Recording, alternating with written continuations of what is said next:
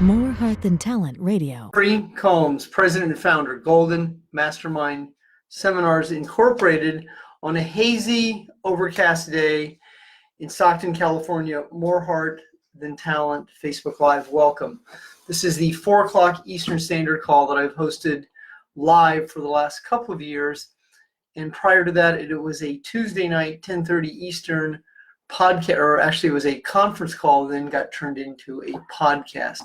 Kevin Clinton, welcome to the call. Deb Lucas, welcome to the call. Steve Tracy, Michelle, Kate, welcome, welcome, welcome. I'll be covering content today.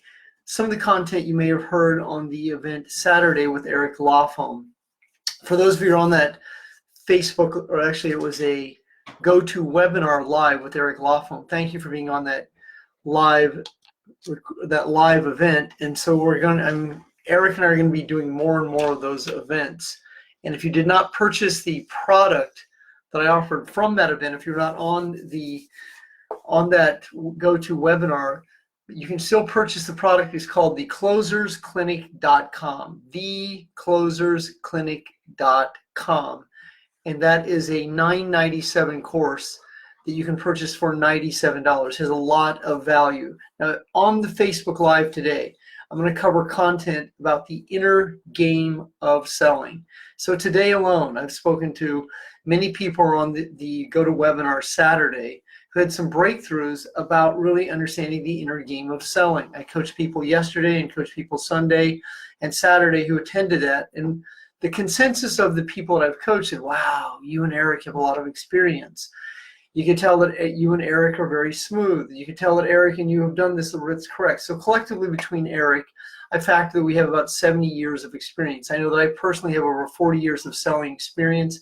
Eric's younger than I am, but I know that he started with Robbins in 1990, and I know he started his selling career as a teenager. So somewhere in that time frame. And there are a few of you on today's Facebook Live that do have sales experience. I know that Kate Grace is on the line today, and Kevin Paulson has owned his own business. And I know that many of you have sales experience. However, there's a next level, as there is in anything. There's a difference between being an amateur and a professional. And the difference in compensation is enormous, because an amateur will get paid like an amateur gets paid very little or just enough to get by. Now, a professional who's very skilled at the profession, whatever the profession, has a lot of repetition and experience. That's why if you watch a top-tier NBA player, a person who's played in the National Basketball Association, has been playing since he was a small child, man or woman, or a Major League Baseball player, there's a lot of repetition and experience. There's batting cage time. Unfortunately, what happens to a large percent of my clients and the people I watch that are in a profession with sales is there's a lot more avoiding than there is action. And so the repetition and experience, the conversations, you don't get to hear the pauses. When you ask someone, are you in a position to purchase today? Well, you don't understand what that means. And so you get confused and you go to your network marketing events and your conventions, and you don't really understand the inner game of selling, because at a lot of events, you're told to share, care, and a lot of content that's still good content, but it's not the inner game of it. So the real inner game of selling is being taught by someone who's a master, and then also the practical application of it over and over, so that there's repetition and experience, and that you begin to understand who your opponent is. Just like in the world, what's going on politically, if you're a patriot or if you're a conservative or whatever your political party is, you start to understand the opponent. You watch the narrative, you watch the rhetoric, you watch what goes on, and you start to understand that inner game. What is the real agenda? And this also shows up in selling. What is the agenda? Well, your agenda is to be able to find a qualified buyer. That is the most important aspect of your whole perspective, is attracting a qualified buyer. And if you're in construction and you're selling doors, windows, or you're selling roofing, or any multitude of situations, you're not gonna knock on someone's door that doesn't require a new roof. I mean, you're looking for someone who has leaks. You're looking for someone who requires a new roof. You're looking for where the profit is. Where can you provide the best service, the best value, and create the most profit for your company so you can be and stay in business? That means you have to operate a business like a business. You have to become a business owner. And the way you will do that is by having a corporation, having minutes for your corporation, starting to be on payroll, having your own payroll, using QuickBooks, having quarterly payments, having an accountant, having an attorney. I mean, these are all the levels that you will graduate into in owning a business. But you may not be there right now. But right now, what is important is that in this challenge that's going on in the world, is that you learn how to be and stay connected yourself and then create the connections on the outer world. So connecting is the ability to ask questions. Now, one of the biggest challenges for most of society is their communication style with themselves and with the outer world is not conducive to forming connections. If you think, process, analyze, validate, justify, and explain yourself a lot, you will have challenges.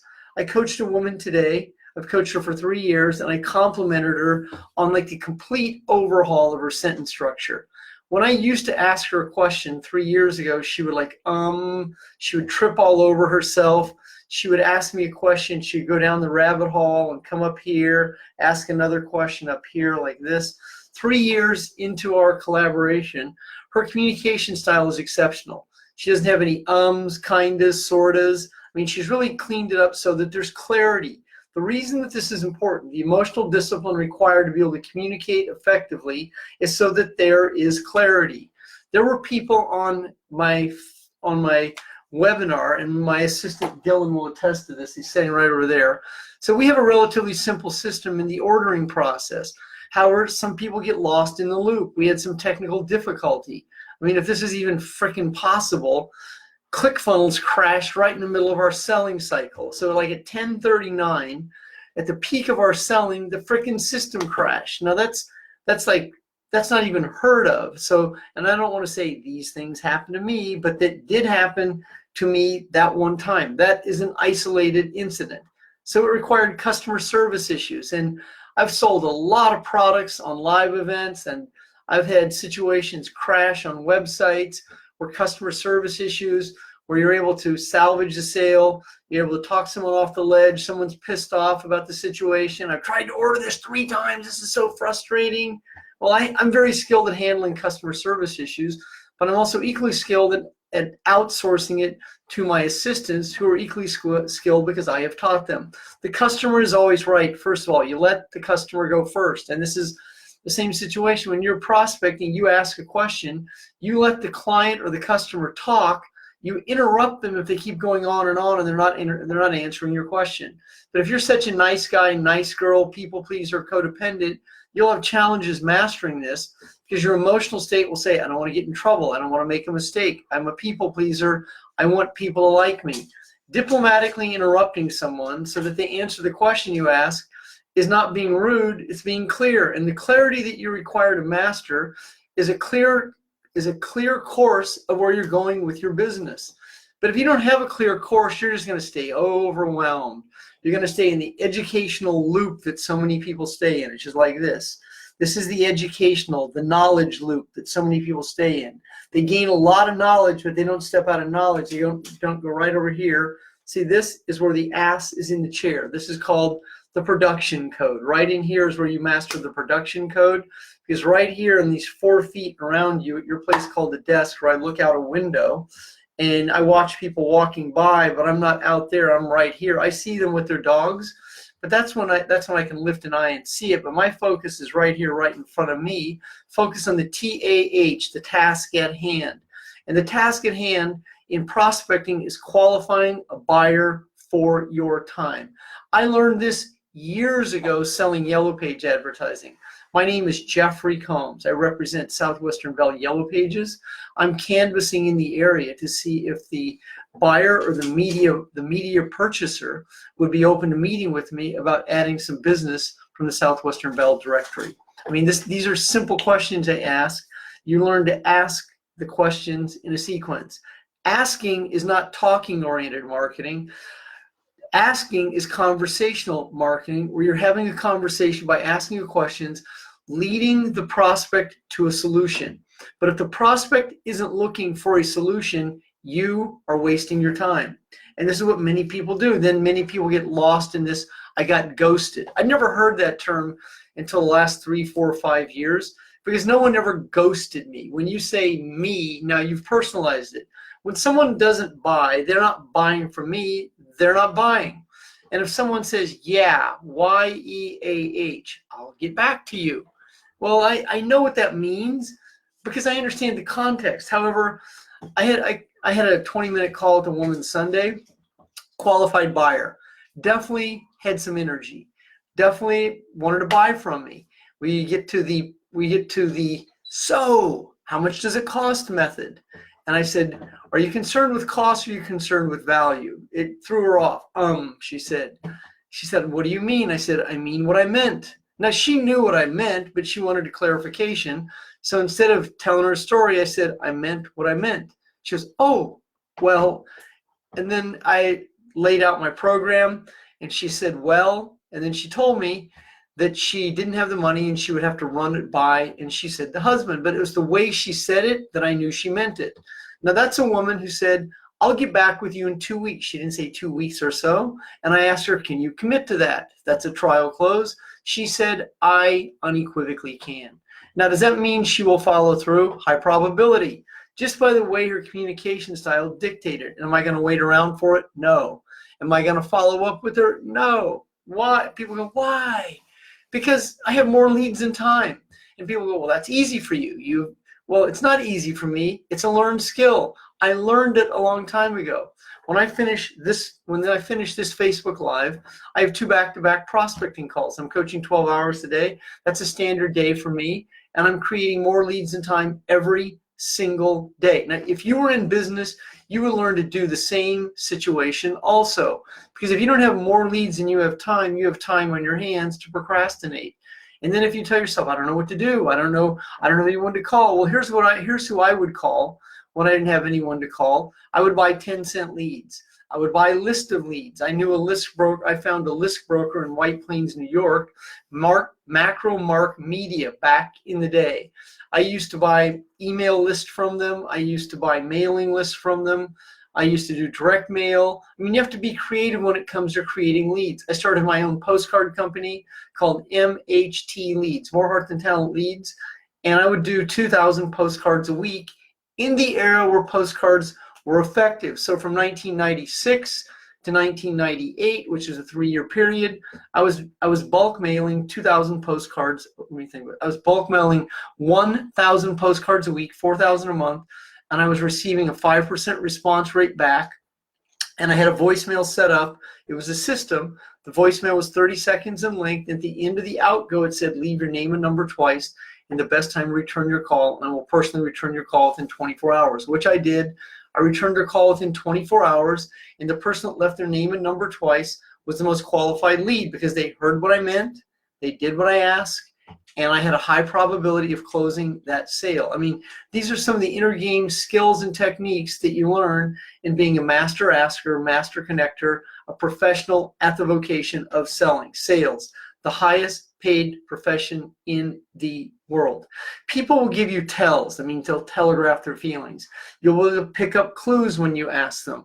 I asked a busboy once upon a time, his name was Will. The reason I know that, because I asked him. I said, what's your name? He goes, Will. I go, Will, what do you do besides being a busboy at this restaurant? He goes, I'm going to college. I said, Will, have you ever considered owning your own business? He goes, well, I've never thought of it. I said, Will, now that you're thinking of it right now, have you considered owning your own business? He goes, gee, I'll have to think about it. Because I asked him the same question twice. He didn't answer my question. I'm not going to continue to ask a 19-year-old busboy another question because he didn't qualify for it. I let him go easily and effortlessly. I saw him several times over the course of my dining experience. Never once did he ask me what I do. Now, this is very interesting because I always tipped him 20 bucks. He was an exceptional young man. He gave me good service. He called me Mr. Combs. He was friendly, but he wasn't a qualified buyer. And that's what you'll learn. Not everyone is a qualified buyer. My very first millionaire apprentice was a guy named Sean Crum. Sean was a gentleman I met in a restaurant called Il Fornaio in Sacramento, California. I tipped Sean 100 bucks back in the day when I just was starting to break through. It inspired. He goes, wow, what do you do for a career? I told him that I'm in a direct sales business, and he said he was as well. He was in a company back in the day that was eventually became Vima, and But as I got to know him over a period of time, he did ask me what I do for a career. He wanted to come to my house and see what I do. He's one of the few people I ever let come to my house, and I closed him when he was here.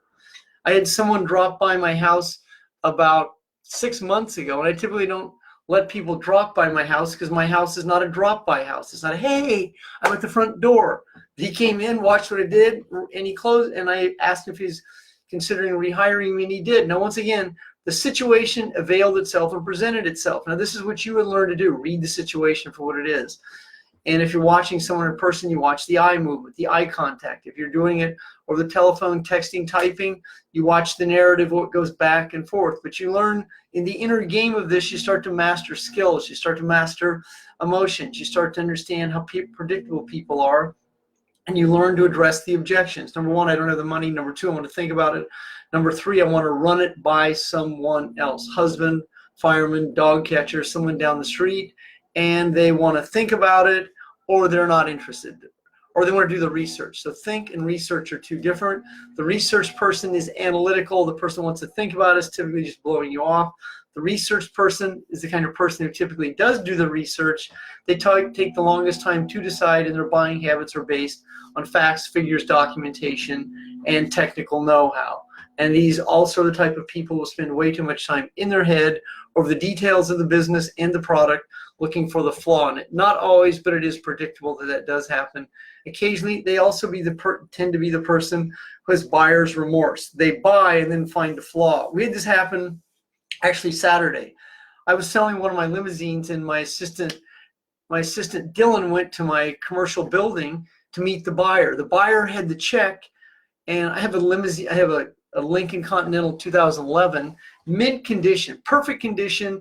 Price was absolute, right in line, but the guy said there was a decal that wasn't the right decal on the car, and my assistant showed him, well, that decal is in the trunk. I didn't even know the decal was in the trunk, but I guarantee you that decal will get put back on the car immediately.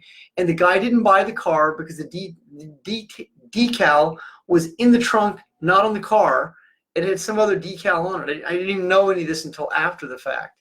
Because when I bought it, that didn't even mean anything. But that was the reason he used not to buy a mint condition car, and he had the check already cut out, and we had the title. So, I mean, and that sale was not closable. That sale fell apart because that person found a flaw, and he overanalyzed that flaw and didn't buy a car, not even knowing the condition and the TLC that we had put into it over the last 2 years. What that means is there's another buyer out there that's going to be easy. You want to be able to engage in sales, presentations, and conversations that are easy. The people who are difficult, here's the message. Goodbye. People are difficult. These people that are difficult, they have major health challenges. They have all kinds of money issues. I mean, you learn to let these people go, and they work it out on their own, and you get out of the conversation. Someone that spends all this time getting lost in our system, ordering a product and asking for customer service this and customer service this, and I'm like, just don't buy it. I mean, it's too much effort, and you want to be able to do that. Detach from people. Let people go diplomatically, easily, and effortlessly. Because when a conversation starts out difficult, it usually ends difficult. This is a tell. This is a signal. If someone wants you to prove it to them, if someone wants to jam you up early in the conversation, it's like law of surrender. Goodbye. I mean, I'm not in the convincing business, Chief. See ya. Wouldn't want to be ya. I mean, you just let this go. You don't say that, but that's the energy.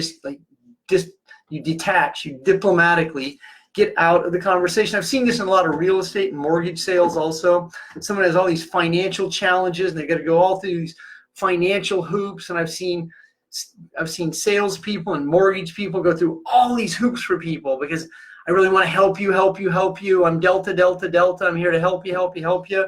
And they exhaust themselves helping this difficult person. And then we get to the closing table and they can't pull it off. I mean, now, once again, this is all context because there are people that really require your expertise. There are people that require your professionalism, but you also want to be able to read the situation for what it is. And this is what most people don't understand. So I'll give context in something, go, yeah, but I heard this at this. I go, once again, you got to be in the middle of the conversation. You have to be able to have done it a few thousand times to understand context. And selling is intuitional. It's not analytical. So when I'm giving a statement, it's the context of the situation. It's not always black and white, because I'm able to navigate, adapt, and adjust to the situation for what it is. That's called reading the situation. I mean, that takes intuition. You can't do this in your analytical, egoic brain, your left brain that processes, thinks, analyzes, holds on, yeah buts, and can't let a situation or a person go. And that's what many people, they spend way too much time majoring in minor situations rather than majoring in results, in solutions. Because the problem is always resolved by being in the solution. Now this afternoon, my assistant is doing he's doing computer updates and computer repairs with the top tier repair person that I've done business with for years. I called Peter up. Peter said, here's a solution. Let's do this, this, and this. Let's see if this happens. Let's get back together at 1 o'clock. We were on the phone with him for about 10 minutes. We're going to be on the phone with him at 1:45 for about 5 minutes, because that's how long I have. Someone said, Jeff, I really require talking to you. And so I said, send me your phone number. I have 3 minutes between a coaching call. I called the woman back. She started telling me a story. I said, I appreciate the situation. What do you want to ask me? She asked me the question. I answered it, thanked her, and moved on. Now, what would happen if you could do that? If you were see, that's the speed. That's the speed you require. That's the undertow. And you go, oh, I could never do that. You are correct.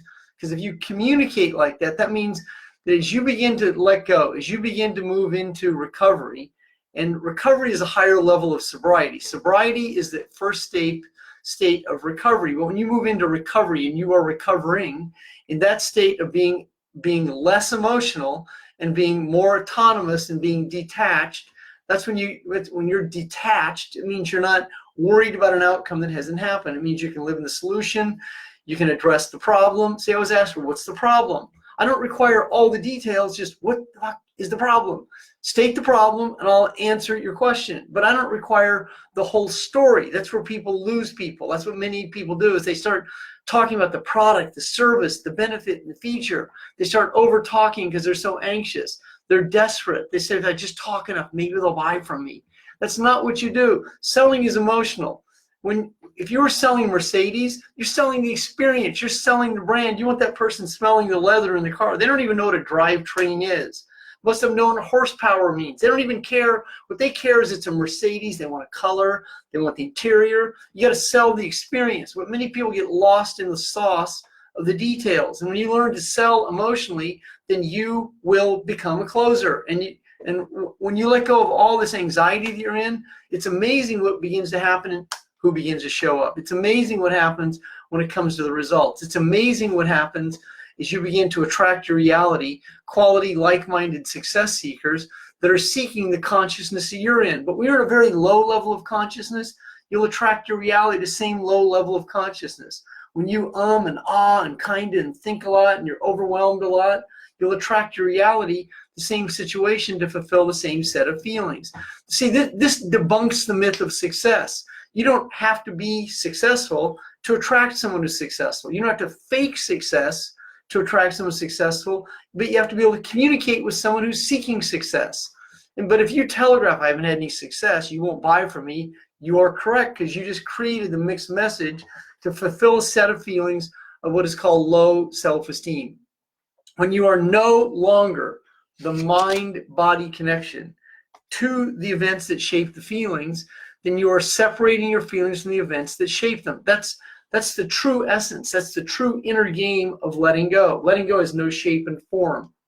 And so the more you understand that, the more you can let go.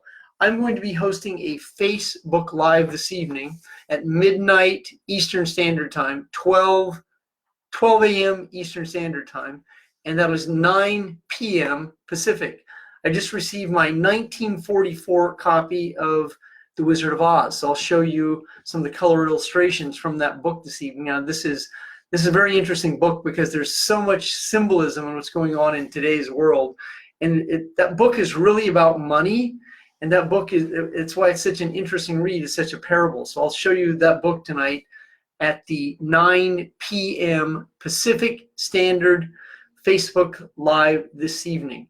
And as I stated on Saturday, I will be hosting a series of webinars throughout the rest of the year. I have determined that I will more than likely not be speaking live this year, so I'll replace some of those by doing 2-hour webinars with a series of guests throughout the rest of the year 2020. Then I'll reevaluate what 2021. Joe Sweeney from Lincoln, Nebraska. How are you, Joe?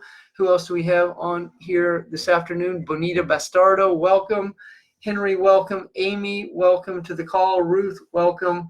Raul Morales and Lisa Faye Pizanza. Lisa is a closer. Lisa is one of my top students when it comes to CTS, closing the sale. And with that, I'm going to go ahead and let you go here this afternoon. This is theclosersclinic.com. If that is turned around, that is theclosersclinic.com. Theclosersclinic.com. That is a $9.97 value that I had available on Saturday. You may still purchase that for $97. So Seth William Nowak bought that this Saturday. Thank you very much. Amy, I know you purchased that today. And Lisa, thank you for the compliment, the inner game. Lisa is also Lisa Faye Pizanza, who is on the Facebook Live today, is a woman I highly endorse as a LinkedIn professional. She is a very skilled LinkedIn coach, also is a 5-figure monthly income earner, is a network marketing sales professional. I coach her son, Zach, who's closing sales in real estate. Single mother of 3, stand-up woman, put her kids through high school by being a business owner. So once again, Lisa Faye Pizanza, highly, highly endorse her. If you're looking for a LinkedIn coach, she's very, very skilled. Lisa will also show you that she has this equation: more leads than she has time. I know that Lisa offers 20-minute free coaching sessions. So if you contact Lisa, that's Lisa Faye Pizanza, let her know that I referred you to her. She is on the Facebook Live here today. I've been Lisa's coach for 6 years. You have a great afternoon, everyone. Love you. See you tonight.